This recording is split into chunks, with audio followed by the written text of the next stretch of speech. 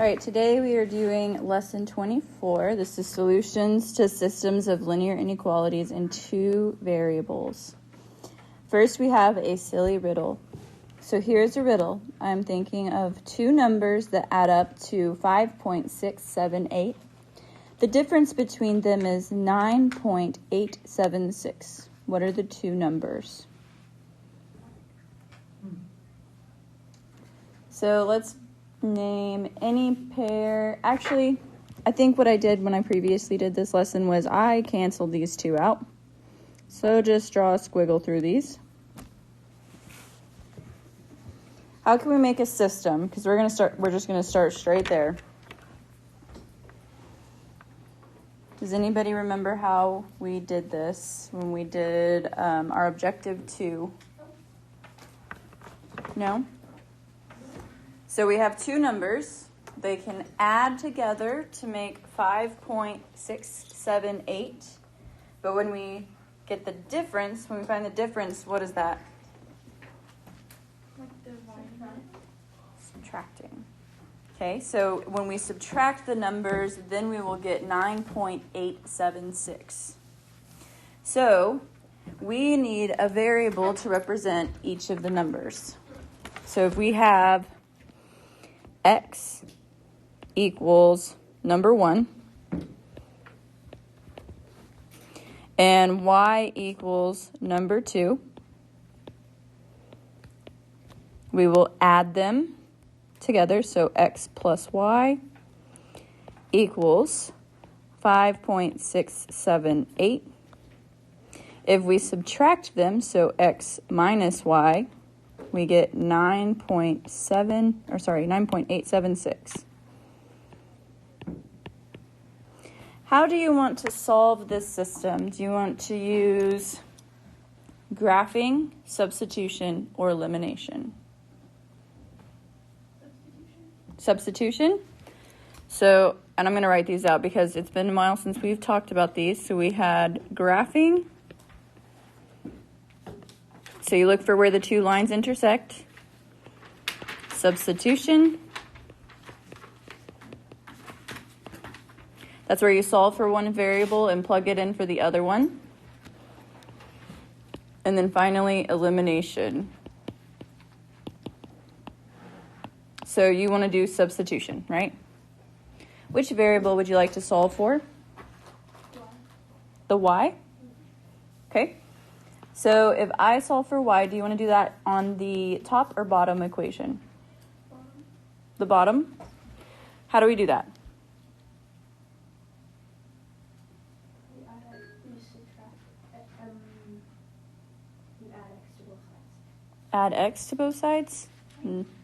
No. Because the sign in front of it is a positive. So we will subtract x from both sides. So we'll get negative y equals negative x plus 9.876. Now what do I do? Is my y by itself? Not quite, because we have a negative on it. We want to get rid of that negative. How do I get rid of it? Subtract 9.876 from both sides. That's not how we get rid of the negative. Add. We want to get rid of negative y. So the negative on the y. So we either need to multiply or divide by negative 1. Divide. So we will get y equals, what's negative x divided by negative 1?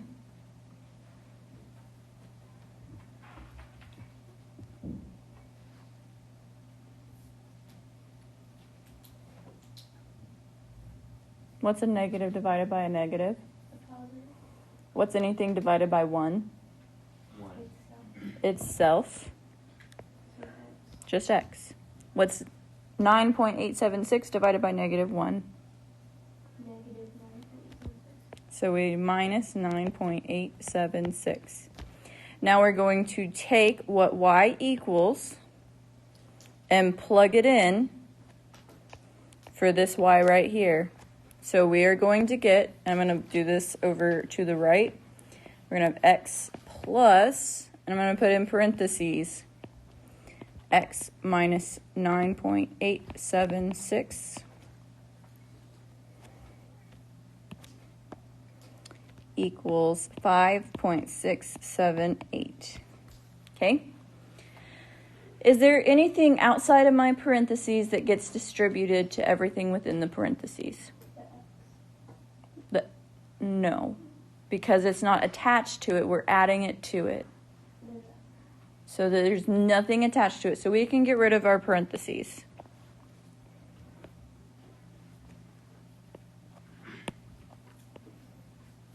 Okay.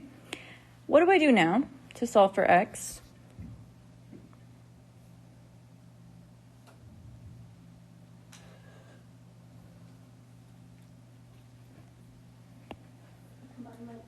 We combine like terms. What's x plus x? 2x.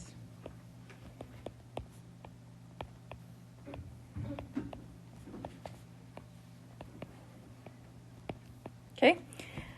What do I do now?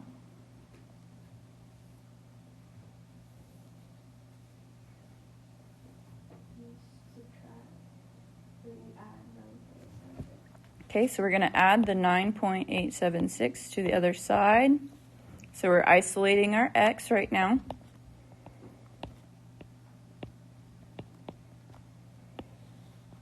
Okay, so we're going to get 2x equals, what is 8 plus 6? What's 7 plus 7? Plus 1. Okay, 8 plus 6 plus 1. 15. And 9 plus 5 plus 1. Yes. Okay, now what do we do? Divide by 2 on both sides. So, let's do some long division over here.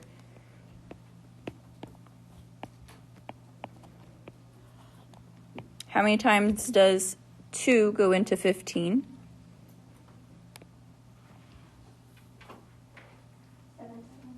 7. 7 times 2 is? 14. So we get 15 again, right? I'm going to take out that decimal point because we don't need it down here. So it's 7 again. Subtract our 14.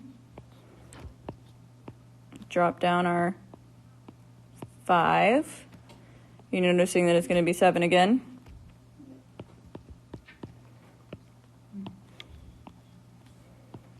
And lastly, it'll be another 7, right? So our x is 7.777. And I'm going to make that look a little bit nicer.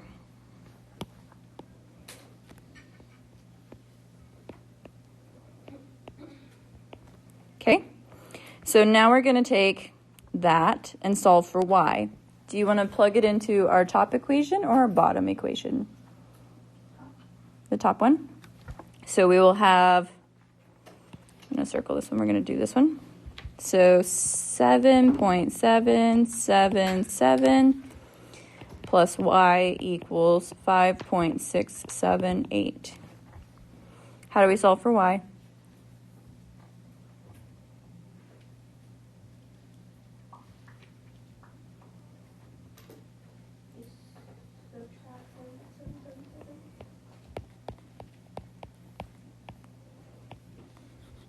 So subtract 7.777.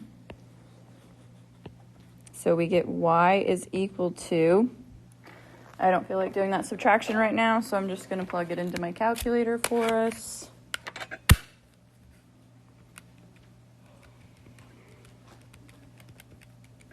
We'll get negative 2.099. Okay? So that's how we could solve our riddle. That's all you have to do. So we wrote our equations for 3 and we solved it for 4. Does anybody have any questions over this? Nope. All right, let's look at a quilting project.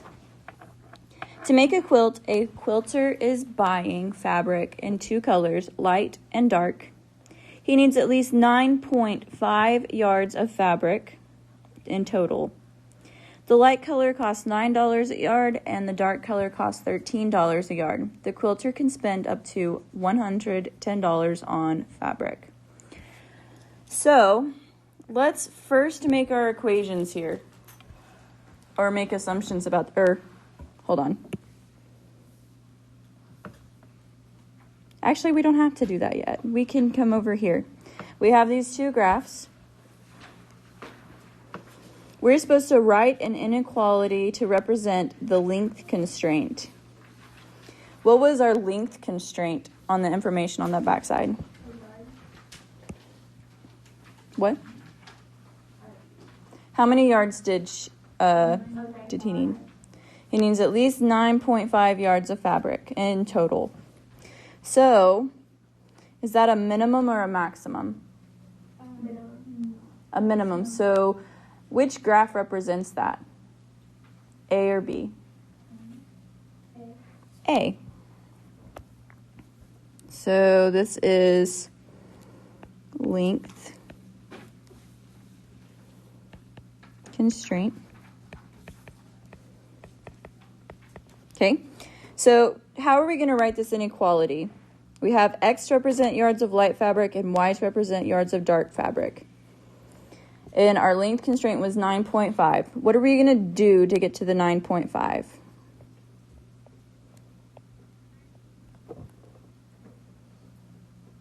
Subtract. Add. So we're going to say X plus Y. What is my inequality going to be in between those? Are we wanting to eat the 9.5 or eat the X plus Y? Eat the X plus Y. Can it be equal to? Yeah. Yes, so it's going to be X plus Y is greater than or equal to 9.5. All right. That's all we have to do for number 1. Number 2, we're going to select all the pairs that satisfy the length constraint. So I'm going to find 5, 5 on my graph. That should be about right there. Is that in my shaded region? Yep. Yes. What about 2.5, 4.5? We'll say it's about right there. No. What about 7.5, 3.5? Whoa. Some of these points, they may not be precise, but I'm doing approximates. So, and then lastly, we have 12, 10. Does that satisfy our length constraint? Yes. All right. So, we have B. That tells me, for number 3, we're looking at the cost constraint. I'm going to guess that this is my cost constraint, but we're going to verify. We need to write an inequality to represent the cost constraint. So I'm going to click back over here. What's the maximum amount of money that I can spend? $110. Does my inequality need to eat my 110 or whatever I'm going to write on the other side? You're right. It eats the 110. Can it be equal to 110? Yes. Yes, because he has $110 to spend total. All right. So, what's going to be on the other side of this inequality? X and Y. 9x. Plus 13Y. Okay, so we're taking the length and multiplying it by the cost per yard. So $9 per yard times the number of yards of light fabric. So I'm going to go back over here. We're going to go in here and we're going to write that down. So we had 110 is greater than or equal to 9x plus 13y. Okay, and let's see here. We could double check that both of these lines are correct by plugging in a 0 for x and finding our y value. And we would get that this is the correct graph. So let's select all the pairs that satisfy the cost constraint. Does 1, 1 satisfy the cost constraint? Yes. What about 4, 5? Yes. Okay, what about 8, 3? Yes. Looks like that one's really close. I think whenever I have done this lesson in the past, I had my students plug it in and we find out that 8, 3 is slightly over the cost constraint. So I'm going to put that one in a box because if we just look at the graph, it looks like it's pretty close, right? Okay, what about 10, 1? No. It looks like it's in the cost, doesn't it? Yeah. Okay. And I feel like that one may have been the same case, if I remember correctly. It's been a while since I did that before. All right. Explain why 2, 2 satisfies the cost constraint, but not the length constraint. So if I plug in 2, 2 on both of these graphs, so I'm going to do them in opposite colors over here. Why does it satisfy the cost constraint, but not the length constraint? Because the cost constraint is in the shaded and the length constraint. Right. So it's in the shaded region, but the length is not.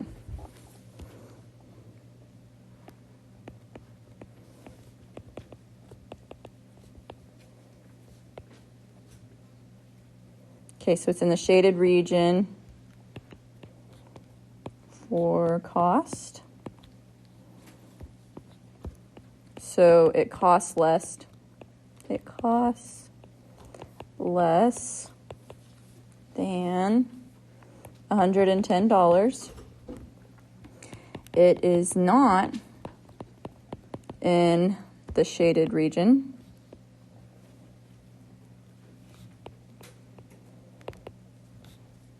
For the length constraint,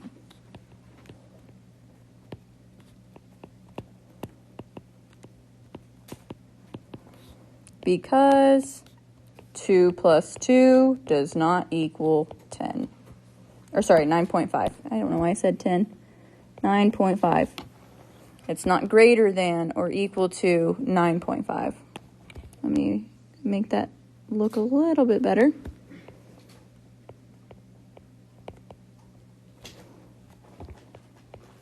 Okay, find a pair of numbers that satisfies both constraints. So, let's look up here. Did you say 6 what? 4. 6, 4? Yeah, 6, 4 meets both of those, doesn't it? Yeah. So let's do that one. 6, 4. We know that it meets both constraints because it is in the shaded region.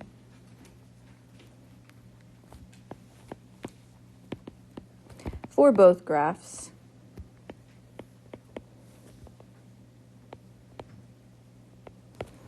Okay, what does the pair of numbers represent in this situation? So we're just going to write this out saying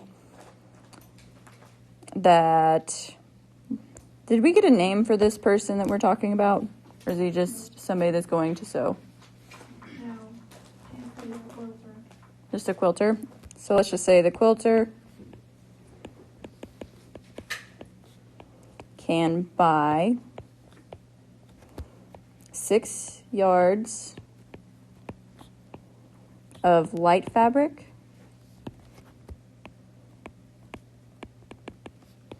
and 4 yards of dark fabric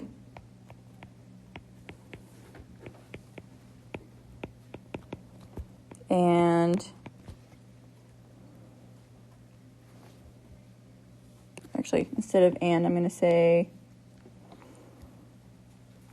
to meet his minimum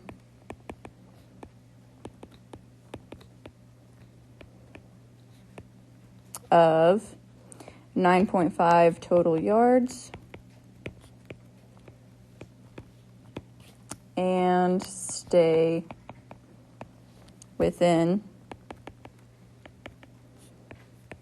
his $110 budget.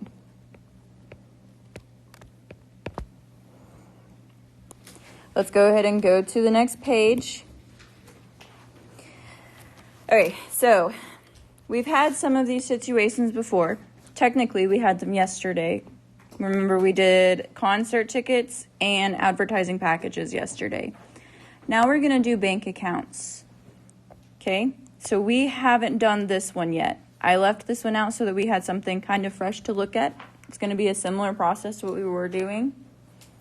So if we look at the first bullet point here, we have a customer opens a checking account and a savings account at a bank. They will deposit a maximum of $600, some in the checking account and some in a savings account. They might not deposit all of it and keep some of the money as cash. So, what is my equation going to be for this right here? Okay, so my variables are my checking and savings accounts. So let's just say this is C, and this is, and this is S. Okay, what am I going to do with those two numbers? We're going to add them together. So we're going to have C plus S. What is the maximum amount? $600. Is my inequality going to eat the C plus S or the 600?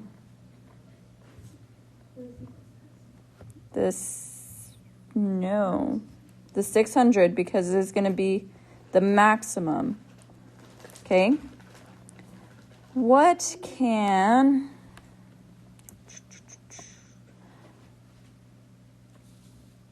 Actually...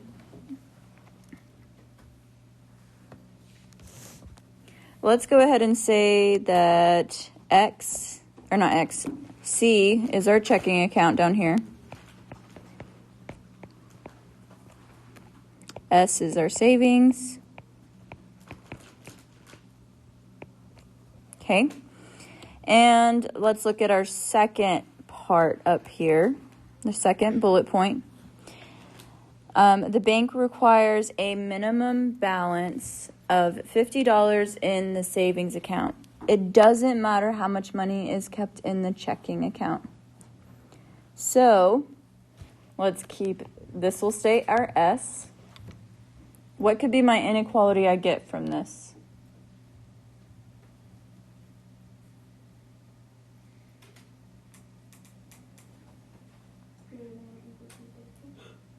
So S is greater than or equal to 50. So we have our two equations that we need. Now we're going to graph it. And I know it says down there to use technology to do it, but we're going to do it by hand. Okay? So I'm going to do this one in pink and this one in blue.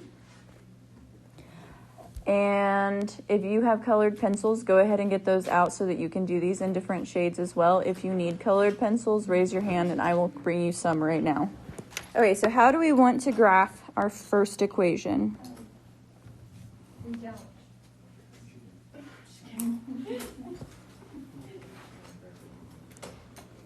How do we graph a line?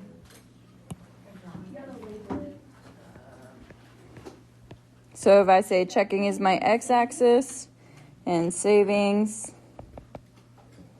is my y, let's go by, let's do 0 here, and let's go by 100s.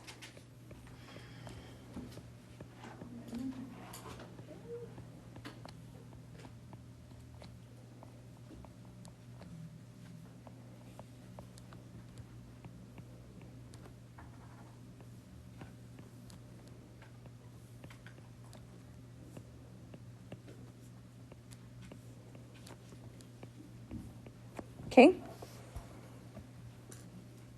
What do I do with my equation now?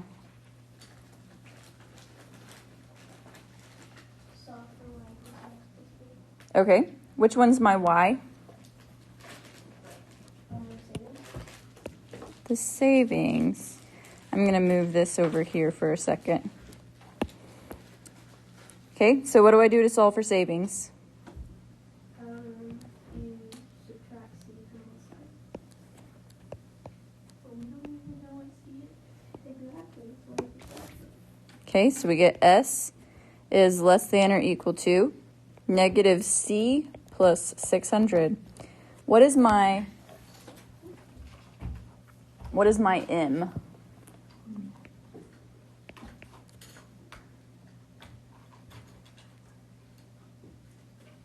C? It's a number. Oh. It's going to be negative 1 because it's what's attached to the C. What about my B? What is that?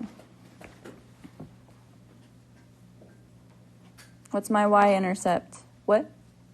600. Okay, so where does my first point go? 600. What do I do from there?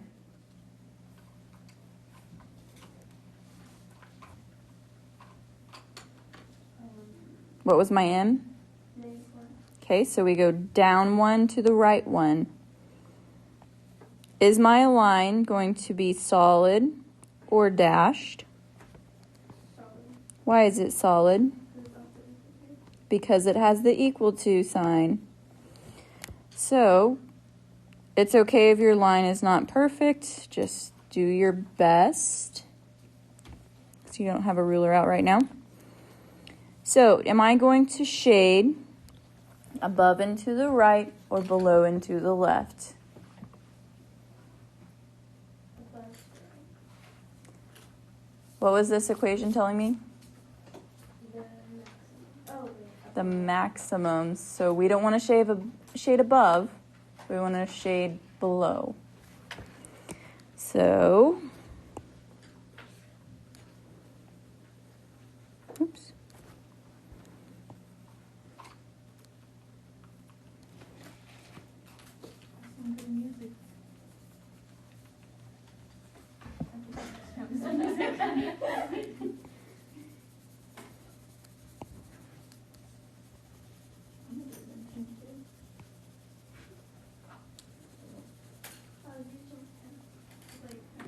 Okay, so now that we have that all shaded in, let's go see how we need to graph this other equation we have.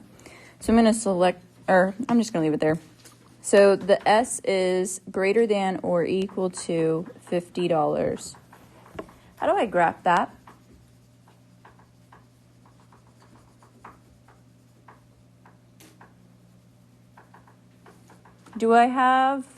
Is it in slope-intercept form? Yeah. Do I have a checking value? No. 600. I don't have a checking value. It's not in the equation. Right here. This one right here. All we have is the S is greater than or equal to 50. So what do I do at 50 on the y-axis for savings?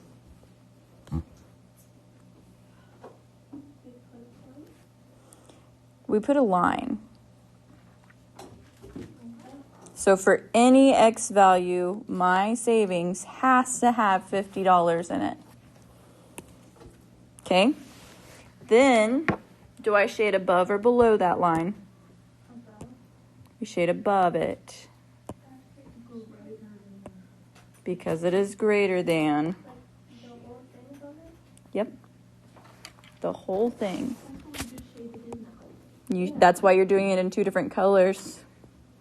So that you can see the two different colors.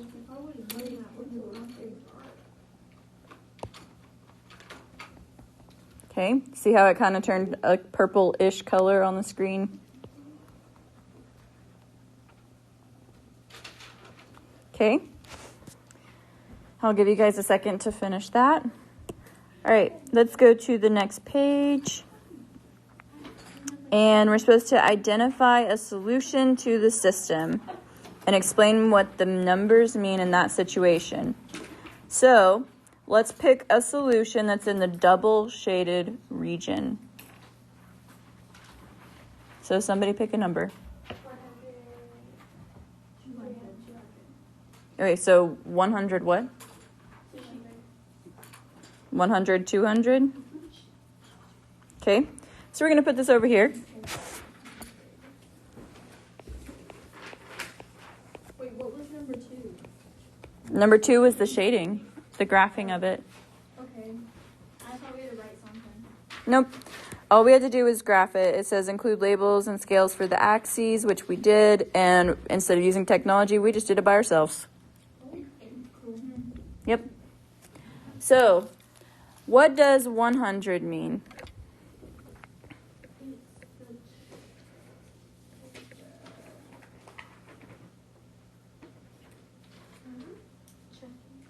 The checking. So, did we have a name or anything for this person? We just said of a customer. So the customer deposits. Deposits when we pull out money, right? No, deposits when you put in. Then what do you call it when you put Withdraw. withdraw? Okay, so $100 to his checking account.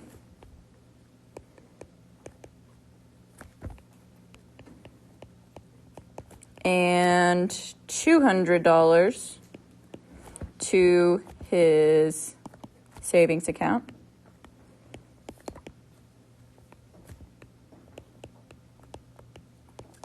How much money did you have left over?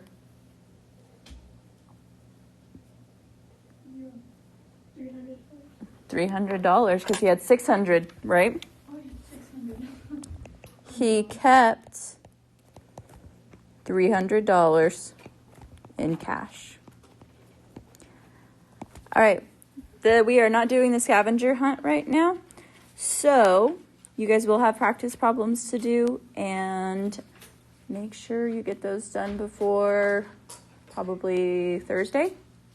Okay.